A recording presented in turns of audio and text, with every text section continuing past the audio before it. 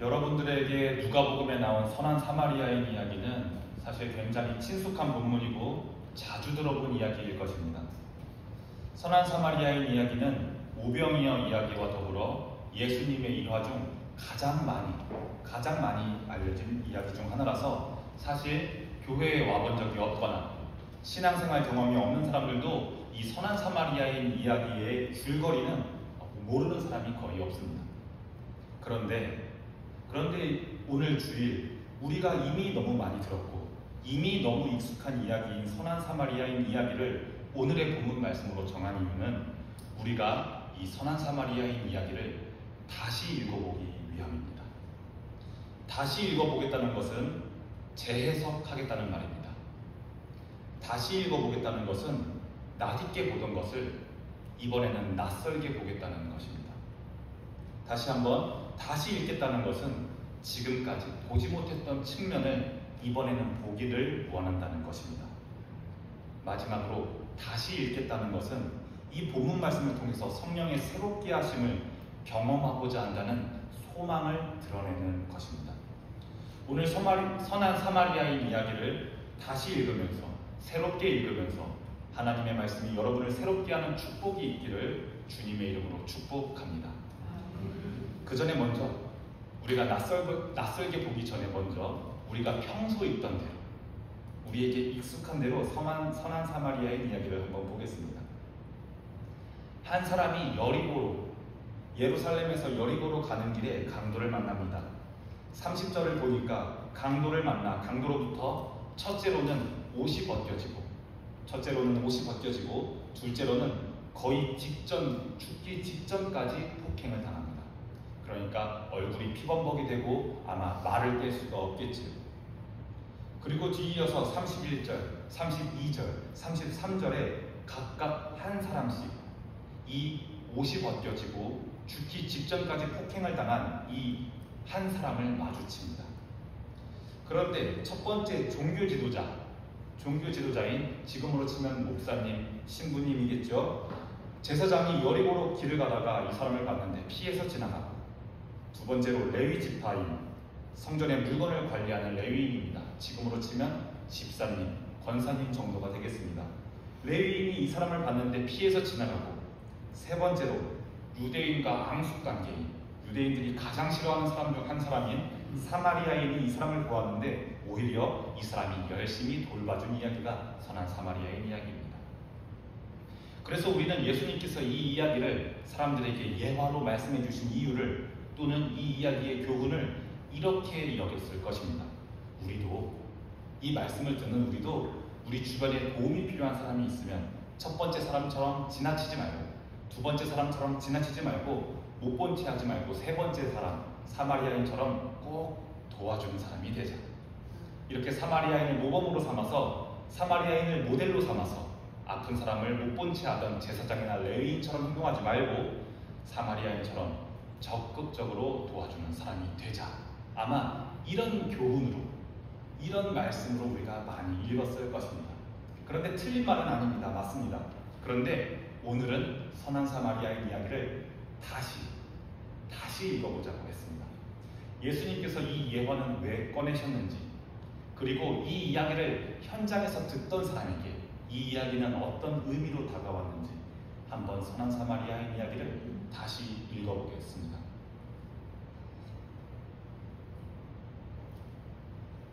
예수님과 한 율법교사가 대화하던 중이었습니다. 여기서 말하는 율법교사는 창세기, 출애굽기, 레위기, 민수기, 신명기, 이 구약의 처음 5책, 우리가 모세오경이라고도 부르고 히브리인들은 모세오경이라기보다는 율법서라고 부르는데, 이 5가지 율법서를 전문적으로 배우고 다른 사람에게 알려주는 선생님이 율법교사입니다. 율법교사와 우리가 성경에서 자주 쓰는 랍비라는 말은 거의 동일한 말이라고 보시면 됩니다.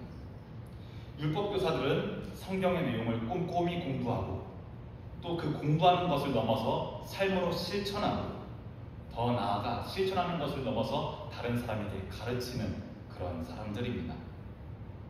이 율법교사 랍비가 예수님께 질문을 합니다. 그런데 질문의 내용을 보면 알 수 있지만 정말로 예수님께 배우고자 하는 마음으로, 자기가 풀지 못하는 궁금함을 풀고자 하는 마음으로 하는 질문이 아닌 것을 알 수 있습니다.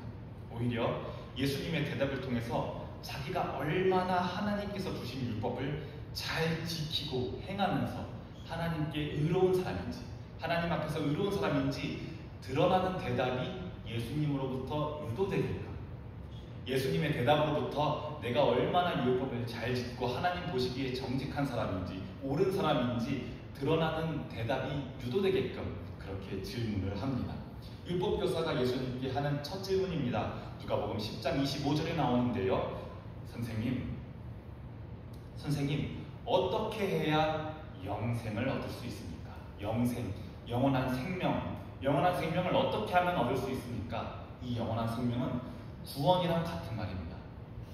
하나님을 어떻게 하면 만나고 하나님을 만나는데 죽지 않고 그와 동행해서 살 수가 있습니까? 이 질문과 같은 질문입니다. 선생님, 무엇을 하여야 어떻게 영생을 얻을 수 있습니까? 어떻게 구원받습니까? 질문하는 거랑 똑같습니다. 그런데 이 예수님과 율법교사의 대화의 수싸움이 아주 치열합니다. 예수님은 율법교사의 퀘스천에 앤서로 대답하지 않고 질문에 또 다른 질문으로 맞받아칩니다. 26절에 나옵니다. 율법에는 무엇이라 쓰여 있고 너는 이것을 어떻게 읽느냐, 너는 이것을 어떻게 이해하고 있느냐 말합니다. 자, 예수님이 질문에 질문으로 맞받아치는데 마치 율법교사가 제일 잘 아는, 율법교사가 제일 자신 있어 하는 분야인 율법을 물어봅니다. 율법교사의 전공을 물어봅니다. 그래서 율법교사에게는 100점짜리, 한치의 오차도 없는 100점짜리 모범 답안이 나옵니다. 27절에 율법교사가 모범 답안을 말합니다. 네, 예수님, 신명기 6장 5절에는 이렇게 기록되어 있습니다. 너의 마음과 목숨과 힘과 뜻을 다해 주 너의 하나님을 사랑하라. 그리고 레위기 19장 18절에는 이렇게 기록되어 있습니다. 너의 이웃을 나의 몸을 사랑하는 것처럼 사랑하라. 이렇게 나와 있습니다. 이렇게 만점짜리 대답을 합니다. 줄여서 말하면 하나님을 사랑하고 이웃을 사랑하라. 하나님 사랑, 이웃 사랑, 정답입니다. 틀린 말 하나도 없고 이게 기독교 복음의 핵심 맞습니다. 이 대답을 들은 예수님은 또다시 질문을 하거나 하지 않고 맞다, 그대로 실천하면 영원히 살 것이다. 맞다, 그대로 실천하면 구원받을 것이다. 맞다, 그대로 실천하면 하나님을 만날 것이다 대답합니다. 그런데 여기서 율법교사의 수싸움은 끝나지가 않습니다. 율법교사는 완전히 예수님과의 수싸움의 끝장을 내고 싶어서, 많은 사람들 앞에서 예수님의 말문이 막히는 것을 보고 싶어서 마지막으로 공격합니다. 마지막 끝내기 펀치를 날립니다. 그러면 예수님, 어디까지가 내 이웃입니까? 내 이웃이 누구입니까? 질문을 합니다. 율법교사가 정말 똑똑한 질문을 합니다. 하나님을 사랑하고 이웃을 사랑하는 것이 구원받는 길이라는 것은 이제 우리가 다 알았으니 여기서 이웃의 범위는 어디까지입니까? 이렇게 질문하는 겁니다. 그런데 예수님께서 뭐라고 대답하든, 예수님께서 이웃의 범위가 어디까지인지 뭐라고 대답하든 율법교사가 이기는 질문입니다. 만약에 예수님께서 너의 가족이, 너의 혈연이, 너의 친족이 너의 이웃이다 라고 대답하면 자기가 율법에 따라 얼마나 부모님께 효도하는 사람인지, 얼마나 아내를 사랑하는 사람인지, 얼마나 자녀들을 사랑으로 훈계하고 교육하며 아끼는지 아마 대답할 겁니다. 만약 예수님이 너의 마을의 고을에 있는 어려운 사람들, 너의 마을에 있는 고아들, 과부들, 이들이 너의 이웃이다, 만약 이렇게 대답한다고 가정해 봅시다. 그러면 율법에 따라서, 레위기, 신명기에 나와 있는 율법에 따라서 얼마나 자기가 과부와 고아들, 돌봄을 받지 못하는 이웃들에게 사랑과 선행을 베푸는 사람인지 아마 대답할 것입니다. 율법에 따라서요. 자, 이제 예수님께서 뭐라고 대답하든 율법교사의 대답은 정해져 있습니다. 네, 예수님, 저는 이웃사랑을 이렇게 실천하고 있습니다. 당신께서 말씀하신 대로 하나님께서는 저에게 영생을 주실 것 같습니다. 하나님께서는 저를 구원하시는 분이십니다. 예수님, 잘 알려주셔서 참 감사합니다 하고 아마 이 에피소드가 끝날 것 같은 그런 상황입니다. 예수님께서 이웃을 뭐라고 대답하든지 가능해요. 그런데 이때 예수님께서 너의 이웃이 누구라고 콕 집어서 대답하지 않고, 너의 이웃의 범위가 여기까지다, 저기까지다 대답하지 않고 이야기를 하나 들려줍니다. 그게 바로 우리가 잘 아는 선한 사마리아인 이야기입니다. 이 맥락에서, 이 배경에서 우리가 선한 사마리아인 이야기를 다시 읽어보기를 원합니다. 어떤 사람이 예루살렘에서 여리고로 가던 중이었습니다. 참고로 여리고라는 도시는 당시 은퇴한 레위 지파 제사장이 사는 곳이었습니다. 그래서 예수님께서 이 말씀에 직접적으로 이야기하진 않지만 예루살렘에서 여리고로 걸어가는 남자, 예루살렘에서 여리고로 걸어가는 남자는 은퇴한 제사장일 가능성이 매우 높습니다. 아침 6시, 아침 7시에 여의도로 가는 지하철을 타는 사람들은 증권사 비즈니스맨일 가능성이 높은 것처럼, 마장동 근처에 사는 덩치 큰 남자는 도축업자일 가능성이 높은 것처럼, 예루살렘에서 여리고로 걸어가는 남성은 은퇴한 레위지파 제사장일 가능성이 높습니다. 그래서 굳이 이 사람이 누구라고 콕 집어 말하지 않아도 이 예화를 듣고 있는 율법교사나 예수님과 율법교사의 대화를 듣고 있는 주변에 있는 수많은 히브리 백성들은 아마 이 사람을 한 은퇴한 제사장일 것이다 라고 생각하면서 이 이야기를 듣고 있을 것입니다.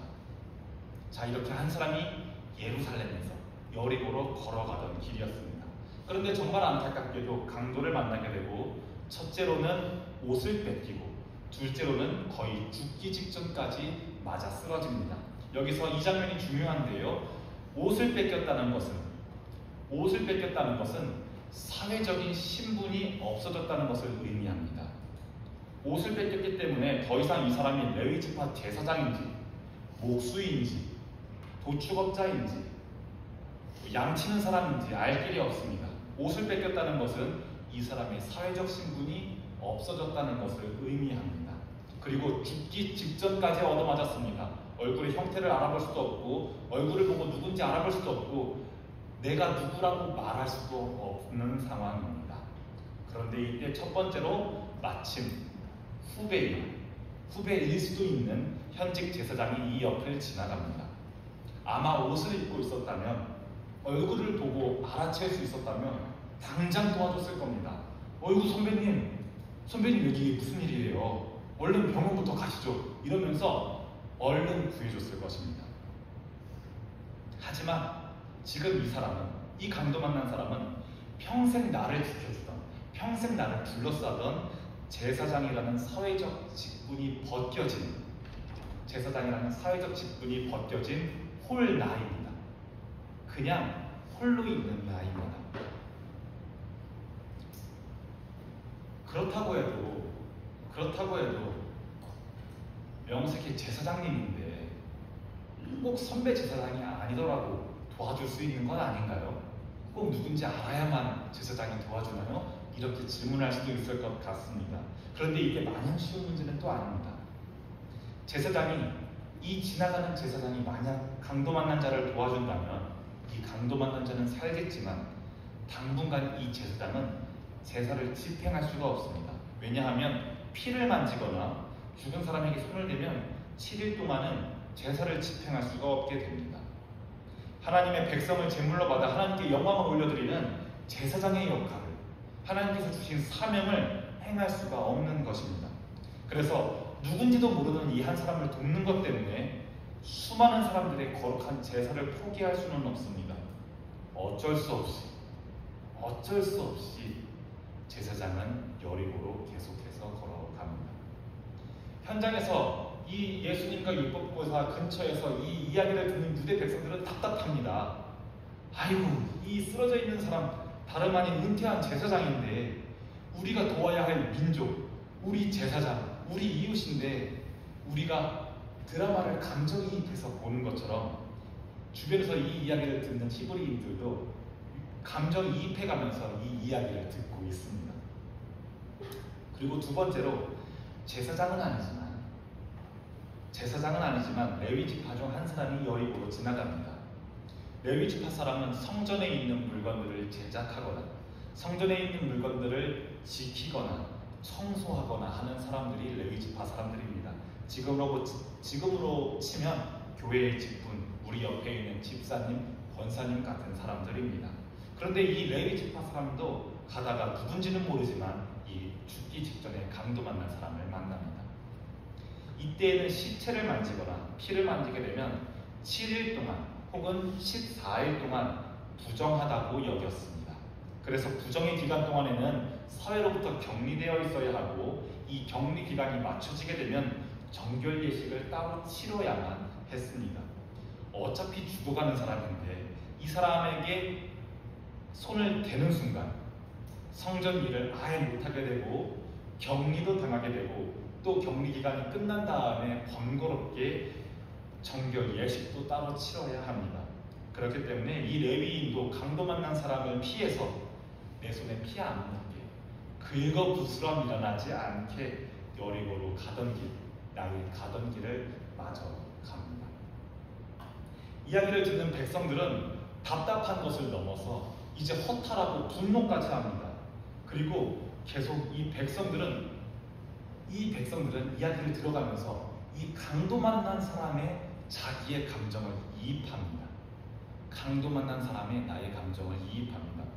언젠간 나도 이렇게 당할 수가 있는데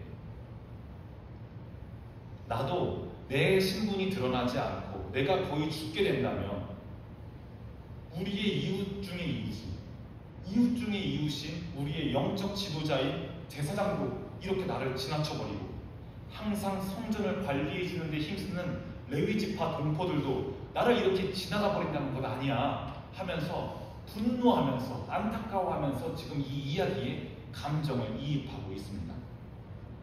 그리고 이제 마지막 히브리 백성들이 제일 격렬하고 말도 섞지 않고 불결하다고 여기는 북쪽 사마리아에 사는 사마리아인이 등장합니다. 이 사람은 율법의 율자도 모르고 지킬 필요도 없는 사람입니다. 이방인의 피가 섞여 있어서 선택받은 히브리 족속도 아닙니다. 제사를 드리러 갈 필요도 없고 성전의 물건을 닦을 필요도 없습니다. 사마리아인들은 이방 민족과 혼합된 하나님의 백성 자격을 박탈당한 사람들입니다. 그런데 도리어 이 사람이 말도 안 되고 선하고 착하고 사랑 넘치는 행동들을 하게 됩니다. 34절부터 나오는데요. 여기에서 나오는 이 수많은 동사들이 그렇게 선할 수가 없습니다. 먼저 가까이 다가가고요. 상처에 기름을 발라주고요. 자기 짐승에 태워주고요. 주막에 데려가서 직접 돌봐주고요. 하룻밤 지난 후에 이 데나리온을 주고 돌봐달라고 부탁하고요. 혹시라도 비용이 더 발생하면 내가 나중에 와서 더 낼 테니 중간에 내쫓지 말라고, 이 강도 만난 사람을 돈 없다고 중간에 내쫓지 말라고 당부까지 합니다. 이 이야기를 여기까지 들은 히브리 백성들은 뭔가 깨닫습니다. 이 죽어가는 사람의 강도 만난 사람에게 감정이입이 흠뻑 돼 있던 이 백성들은 뭔가 느낍니다. 뭐지? 이웃 중에 이웃인 제사장이 나의 이웃이 아니고 우리 동포인 레위 지파 사람의 동포가 아니고 절대로 우리의 이웃이 될 수 없는 이 사마리아인이 이웃이 되어버리니까 백성들은 이야기를 들으면서 뭔가 이상함을 느낍니다. 백성들의 머릿속이 어질어질합니다. 지금까지는 우리는 이웃이라고 한다면 나를 기준으로, 나를 중심으로 두고 우리를 위해 우리의 율법을 알려주고 성전에 봉사하는 제사장, 레위인들, 그리고 그 다음으로는 함께 마을에 사는 사람들, 우리 가족과 친척들, 그리고 저 조금 더 멀리 있는 우리 이웃 울타리에서 멀리 떨어져 있는 사마리아인들, 이방인들, 이렇게 나를 중심으로 세워서 그 일종에 둘러싼 애정, 일종에 둘러싼 사랑의 범위가 이웃이라고 생각했었습니다. 그런데 나의 사회적 위치가 없는 상태에서, 나의 계급이 없는 상태에서, 나의 외모가 없는 상태에서 나를 죽음에서 건져준 이웃은 그런 범위와 상관 있는 사람이 아니었습니다. 나에게 사랑을 준 사람이 이웃이었습니다. 이 이야기가 끝나고 예수님께서 이야기를 마치고 이야기를 듣던 모든 사람들은 이웃사랑에 대해서 다시 생각하게 됩니다. 기존에 생각했던, 내가 기존에 가지고 있었던 이웃사랑의 개념을 깨뜨리고 이웃사랑이라는 개념을 예수님의 이야기로부터 다시 세우게 됩니다. 그리고 마지막으로 예수님이 이 율법교사에게 묻습니다. 이 세 사람 중에 누가 강도 만난 사람의 이웃이 되겠느냐? 라고 묻습니다. 얼굴이 아마 벌개지면서 차마 자기 입으로 사마리아인이 이웃입니다, 이 말을 꺼내기가 어려웠던 모양입니다. 차마 이 율법교사는 사마리아인이 이웃입니다 말하지 못하고 자비를 베푼 그자입니다, 자비를 베푼 그자가 이웃이라고 돌려서 말합니다. 마지막으로 예수님이 그러면 너도 이와 같이 하면 된다고 말하면서 사마리아인 비유가 끝납니다. 여러분, 기독교는 사랑의 종교라고 이야기합니다. 신약 성경에 이렇게 나와 있죠. 믿음, 소망, 사랑 중 그 중에 제일은 사랑이라고 사도 바울이 편지합니다. 구약 성경에도 나와 있습니다. 오늘 율법교사가 말한 것처럼 나의 마음과 나의 몸과 나의 힘과 나의 뜻을 다해서 하나님을 사랑하고 이웃을 내 몸을 사랑하는 것처럼 사랑하라, 이렇게 구약 성경에는 이야기하고 있습니다. 기독교에서 가장 중요한 가치가 무엇이냐고 물으신다면 단연코 사랑입니다. 그런데 오늘 예수님께서 말씀하신 이 비유 때문에 유대인들은, 히브리인들은 그동안 가지고 있던 이웃사랑의 개념이 완전히 깨지고 새롭게 생겼습니다.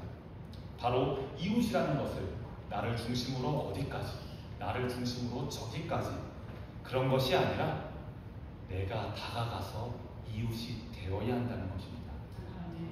이웃의 존재를 확인하는 것이 아니라, 이웃의 비를 확인하는 것이 아니라 내가 가서 이웃이 되라는 것입니다. 그리고 내가 다가가서 이웃이 되어야 하는 그 사랑은, 내가 다가가서 이웃이 되어야 하는 그 사랑은 유대인이라서 사랑하는 것이 아니라, 제사장이라서 사랑하는 것이 아니라, 레위 지파 동포라서 사랑하는 것이 아니라, 교회를 안 빠지고 잘 나와서 사랑하는 것이 아니라, 봉사를 잘해서 사랑하는 것이 아니라, 헌금을 많이 해서 사랑하는 것이 아니라, 아무 이유 없이, 아무런 이유 없이 사랑할 만한 조건이 없는데, 사랑할 만한 자격이 없는데 하는 무조건적인 사랑입니다. 백성들은 깨닫습니다. 예수님께서 말씀하시는 사랑은 이래서 사랑하고 사랑할 만하고 사랑하는 게 아니라 그냥 사랑하는 거구나, 그냥이구나, 무조건적인 사랑이구나, 조건 없는 사랑이구나 라는 것을 깨닫습니다. 여러분, 우리도 사랑하면 됩니다. 근데 그냥 사랑하면 됩니다. 그냥 잘해주면 됩니다. 그냥 내 마음을 주면 됩니다. 여러분, 그냥 사랑하십시오. 그냥 섬기십시오. 여러분들께서 그냥 사랑하면 그냥 사랑할수록, 그냥 섬기면 그냥 섬길수록 하나님께서 여러분들에게 주시는 조건 없는, 하나님께서 여러분들에게 주시는 그 조건 없는 그 사랑이 얼마나 큰지 하루하루 감사하면서 살아갈 수밖에 없을 것입니다. 여러분들이 진정으로 하나님을 사랑하고 진정으로 이웃을 사랑하는 그리스도인 되기를 주님의 이름으로 축복합니다. 기도하겠습니다. 하나님 아버지, 감사합니다. 하나님, 예수님이 이스라엘 백성들에게 해주신 이야기를 통해 지금 여기 있는 나에게 해주신 이야기를 통해서 내 이웃을 내 자신과 같이 사랑하라는 말씀을 어떻게 실천해야 하는지 깨닫게 하시니 감사합니다. 여기 있는 우리 모두가 서로가 서로에게 이웃이 되게 하여 주시옵소서. 사랑할 만해서가 아니라 조건이 있어서가 아니라 그냥 사랑하게 하옵소서. 그냥 내가 다가가서 이웃이 되게 하옵소서. 예수님의 이름으로 기도합니다. 아멘. 다 함께 찬송가 50장 1절과 3절을 부르심으로 봉헌 드리시겠습니다.